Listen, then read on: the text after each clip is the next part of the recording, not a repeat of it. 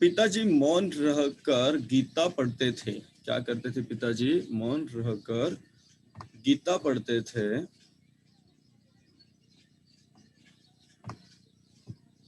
शायद चिंतन करने की दृष्टि से मानस में वे बहा करते थे। मानस मतलब रामचरितमानस।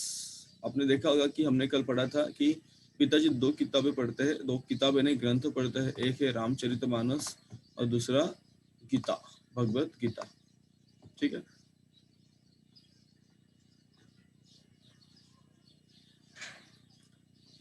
संस्कृत का उन्हें साधारण ज्ञान था। मानस में आए संस्कृत अंशों को वे शुद्धता और सुस्पष्टता से पढ़ते थे, पर संस्कृत से वह उच्चारण सुख अनुभव न करते थे जो अवधि से। अवधि क्या है? अवधि भी एक भाषा है, जैसे हमारी हिंदी उस तरह से अवधि एक भाषा है, लिपि लिपि है। कविता सुस्वर कविता सस्वर पढ़ने का मुझे भी शौक है। ब्रज और अवधि की कविता मैं घंटों पढ़ सकता हूँ। मानस का तो सस्वर अखंड पाठ मैंने कई बार किया है, पर मानस की बात ही और है। खड़ी बोली की कविता मैं घंटे भर भी पढ़ूं तो मेरी जीभ ऐंठने लगती। उर्दू के साथ भी यह बात नहीं है। खड़ी बोली कविता ने कहते हुए खेद होता है, मानस की सूक्ष्म शिराओं को अभी कम ही छुआ है। वह जीवन से उठी हुई कम लगती है, कोष से उतरी हुई अधिक। कारणों पर यहाँ न जाऊंगा। ठीक है। तो उन्होंने कहा कि जो भी हम बात करते हैं, जो भी पढ़ते हैं, तो उसके अलग अलग क्या होते हैं, पढ़ने के तरीके होते हैं। और कुछ कुछ शब्द होते हैं, कुछ कुछ बोली ऐसी होती है, भाषा ऐसी होती है जो हम घंटों भर भी उस पर बात कर सकते हैं, लेकिन कुछ कुछ ऐसे होते हैं हम उस पर ज्यादा देर तक बातें नहीं कर पाते, बोल भी नहीं पाते। पूजा से पिताजी ठीक 8:30 बजे उठते थे। हमने कल देखा था पिताजी 3:30 बजे उठते, 6:30 बजे तक वो क्या करते थे, गंगा में जाकर स्नान करके वापस आते थे। आपने कल सुना होगा, कल पढ़ा होगा। और उसके बाद वो पूजा पाठ करने लगते थे। 8:30 बजे पूजा करके उठते थे। 6:30 बजे जो पूजा करने बैठते, 6:30 7 बजे, तो वो 8:30 बजे तक पूजा करते थे, सुबह के 8:30 बजे तक। उस समय तक मेरी माताजी भोजन तैयार कर देती। वे रसोई में बैठकर भोजन करते और कपड़े पहन 9 बजते बजते दफ्तर के लिए रवाना हो जाते। 8:30 के बाद भोजन करना, कपड़े पहनना, इन भोजन कपड़े ये सब करते करते 9 बजे वो अपने दफ्तर के लिए रवाना हो जाते। किसी किसी दिन ऐसा भी होता कि किसी कारण भोजन समय पर न तैयार होता। पिताजी को बहुत गुस्सा आता। माँ कांपने लगती, पर गुस्सा निकालने का समय भी उनके पास न होता, क्योंकि हफ्ता तो जाना है, ऑफिस जाना है, दफ्तर जाना है, लेकिन उतना समय नहीं है कि अभी खाना खाने बैठे या फिर पढ़ाई ना हो, इसलिए हो गए। तो वो अपने चुपचाप चले जाते थे। गुस्सा भी करने का समय उनके पास नहीं होता था। वे जल्दी जल्दी कपड़े पहनते और बगैर खाए चल पड़ते। अपनी 35 वर्ष की नौकरी में वे कहा करते थे कि एक दिन वे दफ्तर देर से नहीं पहुंचे। देखो, एक भी दिन वह दफ्तर देर से नहीं पहुंचे। पूरे 35 साल, देखो बहुत बड़ा समय होता है। 35 सालों में वो हमेशा समय पे दफ्तर पर पहुंचे। और बहुत सारे बच्चे ऐसे हो कि स्कूल में समय पे कभी कभी नहीं पहुंचते, ट्यूशन में नहीं पहुंचते। मेरी माताजी जल्दी जल्दी पूरियां बनाती और एक डिब्बे में खाना रखकर मोहल्ले के किसी आदमी से दफ्तर भिजवाती। और जब तक आदमी मेरे पिताजी को खाना खिलाकर वापस न आता, वे भोजन न करती। देखो इतने बेचारे मतलब सोचा करती थी अपने पति के बारे में, क्योंकि पिताजी डिब्बा लेकर तो नहीं गए थे, खाना लेकर नहीं गए थे, तो किसी का हाथ में वो भिजवा देती थी। और उसके बाद वो सोचा करती थी कि जब तक वो आदमी न आए खाना खिलाकर, तब तक वो बेचारी खाना नहीं खाया करती थी। कौन? उसकी मतलब इनकी माता जी। आगे चलिए।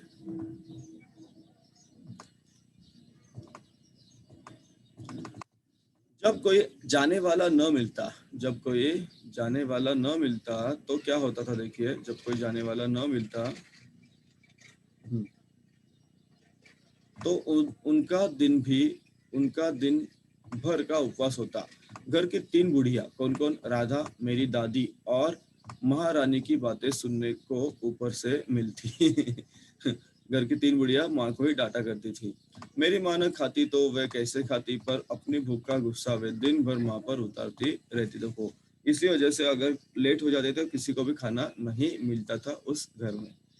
पिताजी के दफ्तर से लौटने का कोई ठीक समय नहीं था। देखो, अब 35 साल में उन्होंने जो समय निकाला था, जो जिस समय वो जाते थे काम पे, समय तो ठीक था, जाने का समय ठीक था, कभी भी वो लेट नहीं हुए।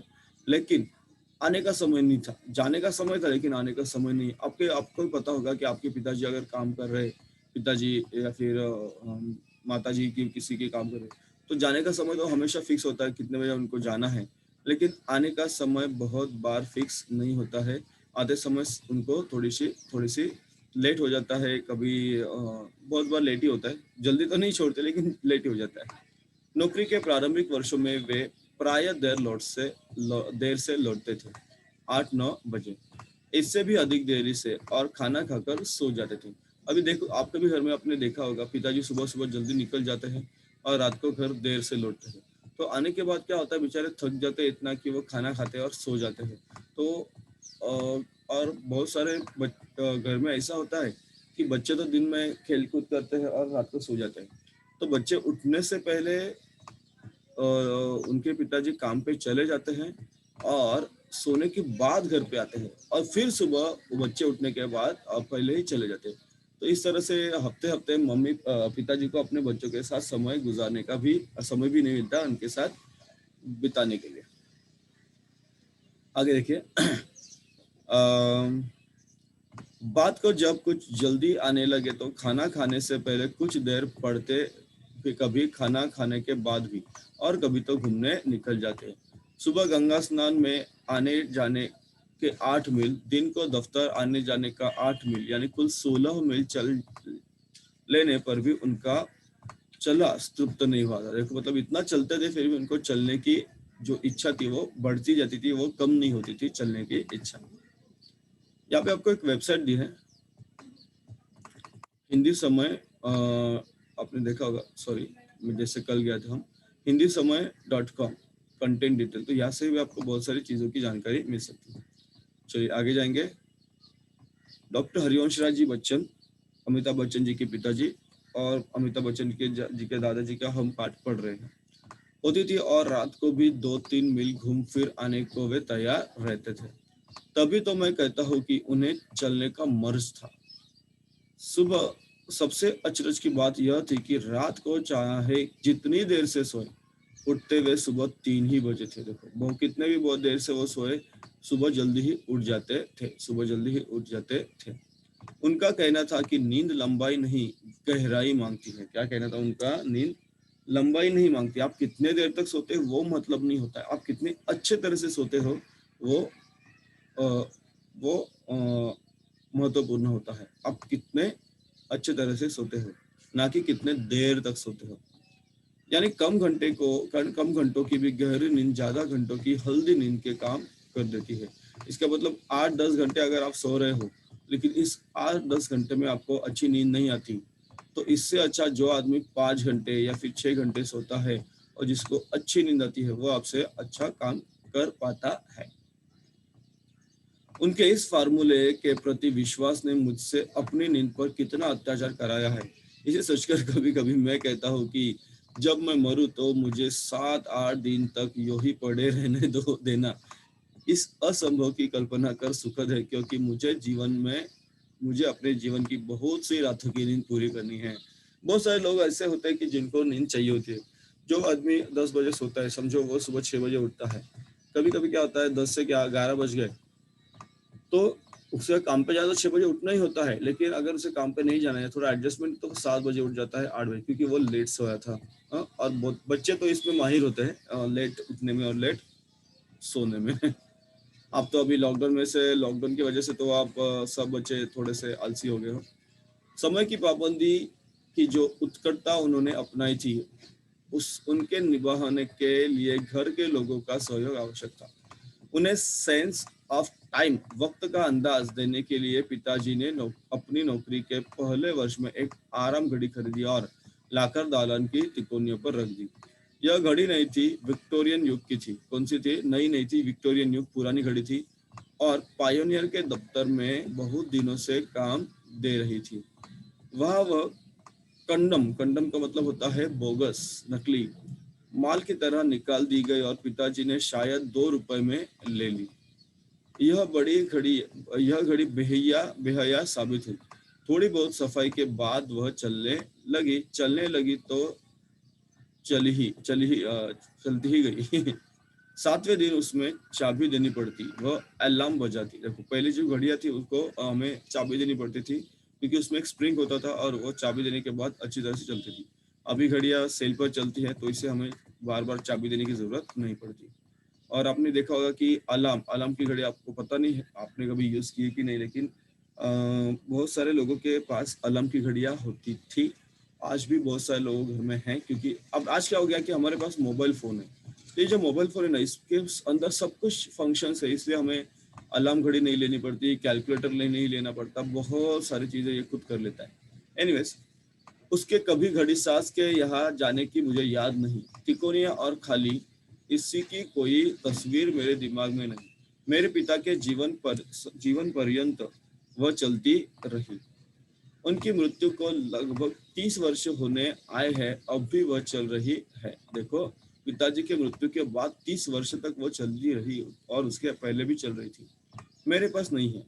मेरी बड़ी बहन के लड़के रामचंद्र, फुटबॉल के अखिल भारतीय प्रसिद्ध खिलाड़ी, उसे अपने नाना की एक निशानी के रूप में ले गए। ठीक है, तो ऐसे जो भी पुरानी चीजें होती है लोग ले जाते हैं निशानी समझकर। मैं जब कभी राम के घर जाता हूँ, फिर कर मेरी आंख उस घड़ी पर जा टिकती है। हमारे घर में कितने जन्म, मरण, शादी ब्याह, भोजन महोत्सव उसने देखे हैं। कितने हर्ष विषाद, अश्रु रास, वाद विवाद, कितने क्रोध कलह, रोदन गायन, श्रम संघर्ष की वह साक्षी रही है। मेरी माँ अक्सर कहती थी कि नाम तो एकर आराम घड़ी है, पर न खुद आराम करती है, न केहू का केहू कर देते, मतलब खुद आराम नहीं करती और किसी को भी आराम करने नहीं देती वह घड़ी। आराम घड़ी का नाम ऐसी घड़ियों को शायद इसलिए दिया गया होगा कि ये एक जगह रख दी जाती है। अलार्म से आराम आया हो तो भी कोई अचरज की बात नहीं। कभी कभी आराम का आ भी छोड़ दिया गया तो ऐसी घड़ियां को मैंने लोगों को राम घड़ी भी कहते सुना है। क्या भूलूं क्या याद करूं, इस उनका जो किताब है, इनसे उसने इस किताब से यह चैप्टर उन्होंने लिया हुआ है। अभी कल से हमने ये शुरू किया था, थोड़ा बड़ा था इसलिए मैंने कल थोड़ा हाफ कर लिया। इसके क्वेश्चन आंसर्स है, आप लिख सकते हैं।